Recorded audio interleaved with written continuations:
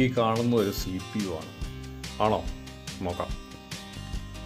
ഈ CPUവിൻ്റെ പുറകുവശം ഇതാ ഇങ്ങനെയാണ് ഇരിക്കുന്നത്.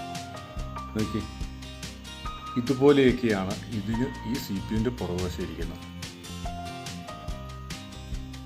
എന്താ ഇങ്ങനെയാണോ CPUവിൻ്റെ പുറകുവശം ഇരിക്കുന്നത്? അപ്പോൾ ഇതെന്നാ സൈസ് CPU? ഇത്രയും കാര്യങ്ങളാണ് പുറകിലുള്ളത്. അപ്പോൾ നമുക്കിനി ഇതിൻ്റെ മുൻവശം നോക്കാം. മുൻവശം എങ്ങനെ ഇരിക്കുന്നത്? ഇതേണ്ടേ, ഇതുപോലെയാണ് മുൻവശം ഇരിക്കുന്നത്.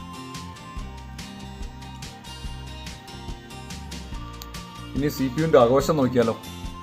ഇതേണ്ടേ, ഇതുപോലെയാണ് CPUവിൻ്റെ അകവശം ഇരിക്കുന്നത്. ഇതെന്താണെന്ന് മനസ്സിലായോ? ഇതാണ് 5.1 ഡിജിറ്റൽ ഹോം തിയേറ്ററാണ് ഇതിൽ സെറ്റ് ചെയ്തിരിക്കുന്നത്.